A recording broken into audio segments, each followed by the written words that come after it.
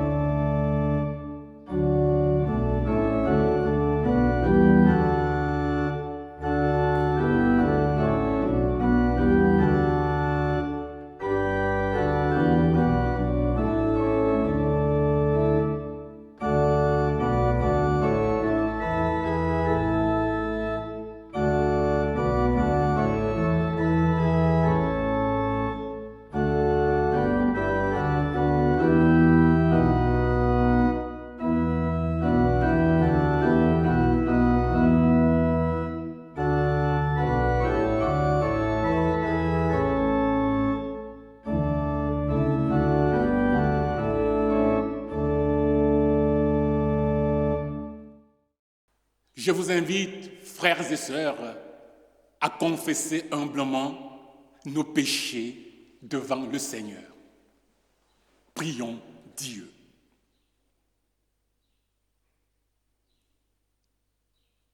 Seigneur Dieu, tu es un Dieu caché, bien que tu remplisses le ciel et la terre. Tu te dérobes à nos regards derrière le voile des choses visibles, et cependant, tu es proche de nous. Père, en ce jour de célébration de l'entrée de ton Fils, le Christ, dans le séjour de gloire. Permets que sa parole nous révèle ta grâce et nous conduise à toi. Sanctifie-nous, Père, quand viendra l'heure. Fais-nous grâce de nous séparer sans crainte d'un monde qui s'écoule et qui meurt. Introduis-nous dans la joie de notre Seigneur Jésus-Christ. Amen. Et je vous invite à chanter.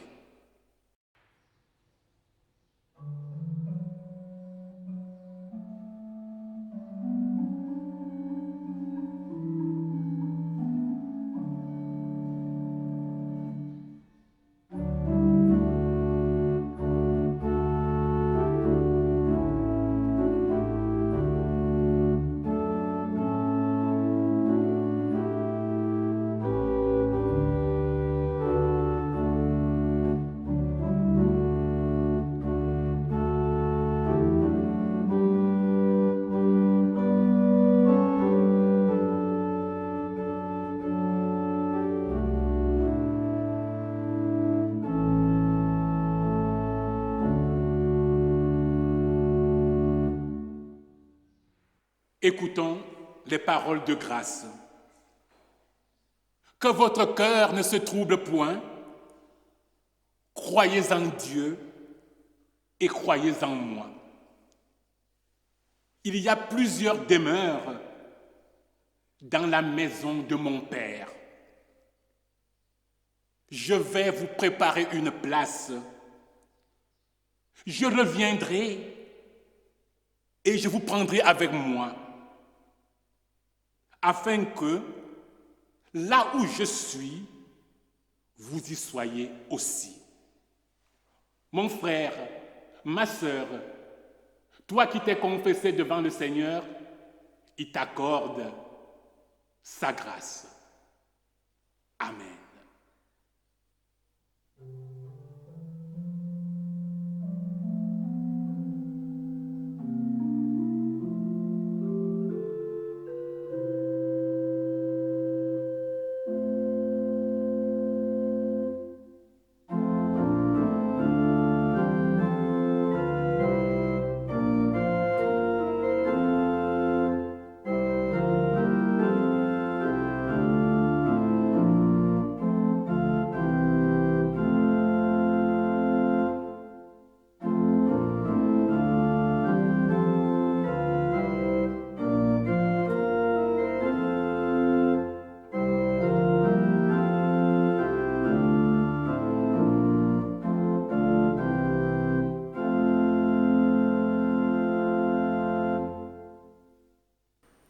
Prière.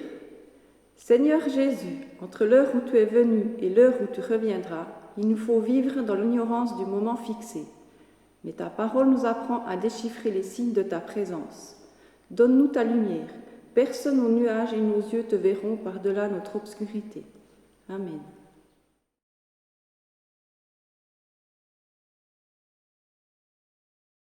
La colonne de nuée.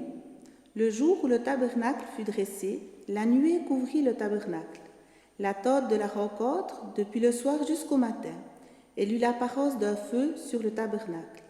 Cela se passa constamment ainsi. La nuée couvrait le tabernacle, et la nuit, elle avait l'apparence d'un feu.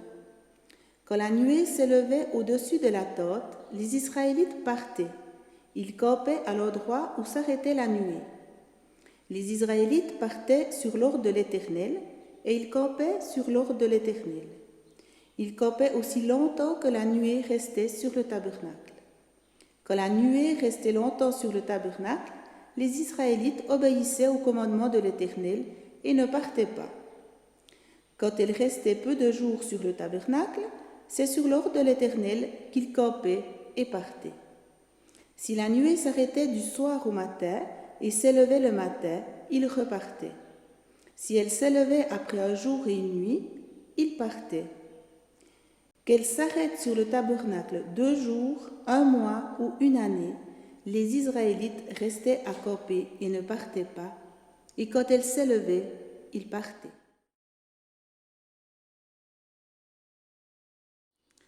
Lecture de Corinthiens 1, chapitre 10, versets 1 à 4. Je veux que vous vous rappeliez, frères, ce qui est arrivé à nos ancêtres qui marchaient avec Moïse. Ils ont tous été sous la protection du nuage et ils ont tous passé à travers la mer Rouge. Dans le nuage et dans la mer, ils ont tous été baptisés en étant unis à Moïse. Ils ont tous mangé la même nourriture spirituelle et ils ont tous bu la même boisson spirituelle. Ils buvaient en effet au rocher spirituel qui les accompagnait, et ce rocher était le Christ. Dans l'évangile de Matthieu, au chapitre 28, versets 16 à 20. Les 11 disciples se rendirent en Galilée, sur la colline que Jésus leur avait indiquée. Quand ils le virent, ils l'adorèrent. Certains d'entre eux, pourtant, eurent des doutes. Jésus s'approcha d'eux et leur dit : « Tout pouvoir m'a été donné dans le ciel et sur la terre. Allez donc auprès des hommes de toutes les nations et faites d'eux mes disciples. Baptisez-les au nom du Père, du Fils et du Saint-Esprit, et enseignez-leur à obéir à tout ce que je vous ai commandé. Et sachez-le, je vais être avec vous tous les jours jusqu'à la fin du monde. »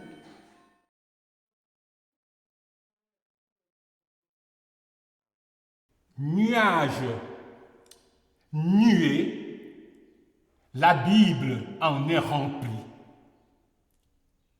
Ils ont à voir avec la création, la présence de Dieu dans le temple de Jérusalem. On peut les associer à la couleur blanche. Le blanc évoque la pureté, la lumière, la naissance du jour et par extension toute naissance ou renaissance. Voilà donc un thème riche de signification. Comment nous parle-t-il? Qu'évoque-t-il pour nous dans le cadre de cette fête de l'Ascension, en cette période de déconfinement? Nous allons nous partager tout cela pendant cette méditation. Nous découvrirons la place de la parole de Dieu sous forme de nuages, la mission sous forme de nuages. Nous reverrons comment le thème nous a parlé, comment il nous interpelle,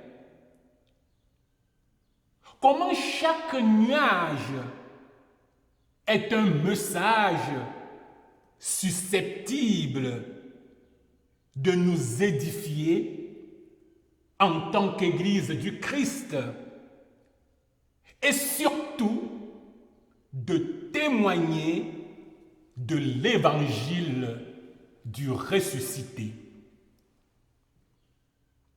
Nous ferons enfin une articulation entre le contexte de l'époque et celui que nous vivons à l'heure actuelle.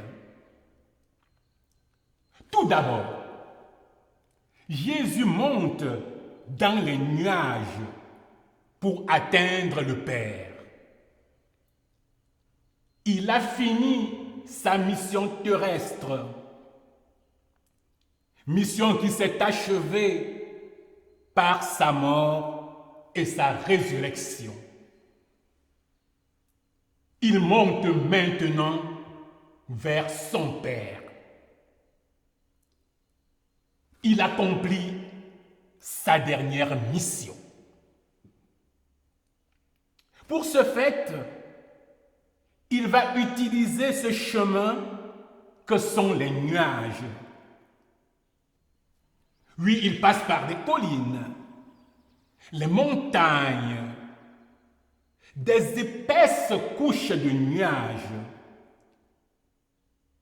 Ces éléments incertains de la nature, parsemés d'obstacles et de doutes à vues humaines, sont des voies qu'il utilisera pour aller à la rencontre du Père. Et ce qui est très réconfortant sur ce chemin à emprunter, c'est la toute confiance à atteindre sa mission. Oui, une mission bien remplie sur terre, avec l'événement de la métaphore des nuages. Voilà l'exemple palpable d'une personne fière d'elle-même, rassurée en elle-même, confiante en elle-même, malgré le caractère d'incertitude que peut sembler connoter les nuages. Oui, les nuages, symbole des hauteurs, et donnent quelquefois une image de la peur. Peur des hauteurs, peur d'une quelconque chute. Le Christ y va rassurer. Il a de la foi. Il a fait l'expérience de la résurrection. Jésus utilise cette image des nuages en relation avec sa mission pour prouver qu'il est véritablement le Fils de Dieu. Oui, les nuages ne symbolisent pas seulement cette idée de la peur, mais aussi et surtout de l'assurance en Dieu, son Père. Oui, l'ascension, avec ses nuages blanchâtres, est aussi une figure métaphorique de la joie de la rencontre du Père, joie de la mission d'ambassadeur, d'intercesseur en faveur des disciples auprès du Père. Nuage, un chemin visible emprunté pour illustrer une double mission. Une première mission terrestre, achevée bien sûr, et une seconde qui commencera lorsqu'il sera assis à la droite du Père. Oui, frères et sœurs, cette double mission qui commence auprès du Père nécessitera aussi une action, une participation des disciples restés sur terre. Oui, ces derniers devront continuer l'œuvre commencée avec lui. Ce qu'on appellera tradition apostolique, pour ainsi l'appeler, sera l'œuvre des disciples qui, à leur tour, porteront le message de la bonne nouvelle jusqu'aux extrémités de la terre. Frères et sœurs, une mission salvifique, structurée de manière didactique en 3 phases. Une première phase est celle d'évangélisation. Une seconde, celle d'administration de baptême. Et enfin la troisième, celle de l'enseignement. Voilà, peuple de Dieu ici rassemblé, un canevas que plusieurs églises issues de la Réforme se pencheront pour en faire les points transversaux de leur constitution. Voilà, chères sœurs, chers frères en Christ, les grandes lignes qui seront pour ses disciples des nuages, car ils ne savent où ils iront de prime abord, connaissant les hostilités des différents milieux. Les disciples n'ont aucune idée de l'ampleur de la mission. On peut aussi dire qu'ils sont à l'instant plongés dans les nuages. Alors, nous aussi chrétiens, ne sommes-nous pas aussi et souvent confrontés à cette présence des nuages de notre existence? Nous sommes toujours en quête de la connaissance de cette bonne nouvelle du salut en Jésus-Christ, marquée par nos doutes, mais aussi par nos certitudes en la foi, même si quelquefois nous ne savons pas ce qui nous attend et ce que nous réserve le lendemain. Mais alors, en tant que chrétiens, nous avons l'assurance, quels que soient les nuages de notre existence, que le Christ est présent. Il fait chemin avec nous. Il nous accompagne jour après jour. Oui, nous devons toujours nous rappeler de ceci. Ne crains rien, je t'aime. Je t'ai appelé par ton nom, tu es à moi. Le Seigneur est présent, quelle que soit la mission qui nous est assignée. Il nous aidera à l'accomplir. Oui, continuons notre mission. Restons solidaires les uns les autres et comptons sur lui, car tout est là. Rien ne peut nous séparer de l'amour de Dieu manifesté en Jésus-Christ. Qu'il nous vienne en aide. Amen.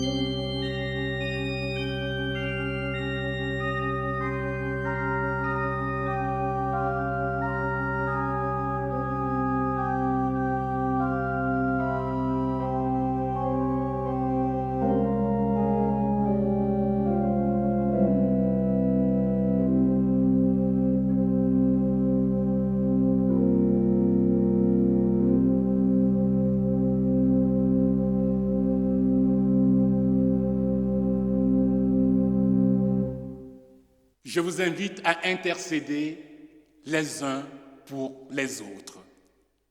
Prions Dieu.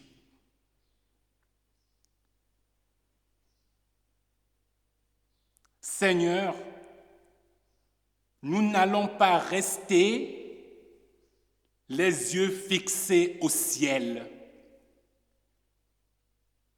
Comme tu es allé témoigner pour nous auprès du Père, nous serons tes témoins jusqu'aux extrémités du monde. Donne-nous des yeux pour voir. Voir dans le secret des nuages des êtres que tu nous donnes à rencontrer. Voir dans l'éclat de tes œuvres que tu nous donnes à contempler. Voir dans la lumière ou dans le mystère. Manifeste ta volonté dans nos faiblesses. Sois le principal médecin de nos maux physiques, moraux et spirituels. Toi qui as promis à ton Église d'être toujours avec elle, assiste et fortifie-la dans le combat de la foi. Épargne-la du matérialisme. Inspire son témoignage. Donne-nous, Père, par ton esprit, la joie du salut, de la consolation et du pardon, la joie de la foi, de l'espérance et de l'amour, la joie de l'action, de la louange et de la communion. Ô Père, donne-nous la joie parfaite de Jésus-Christ. Comme à tes disciples, donne-nous des hommes et des femmes en vêtements blancs pour nous dire que tu es celui qui vient. Amen. Je vous invite à vous lever pour écouter les exhortations et recevoir la bénédiction de la part de Dieu. Que pouvons-nous retenir à la fin de ce culte? Nous retenons pour capitule les versets 19 et 20 de Matthieu 28. Allez, faites de toutes les nations mes disciples, baptisez-les au nom du Père, du Fils et du Saint-Esprit, et enseignez-leur à garder ce que je vous ai prescrit. Et voici, je suis avec vous tous les jours jusqu'à la fin du monde. Recevons la bénédiction de la part du Seigneur.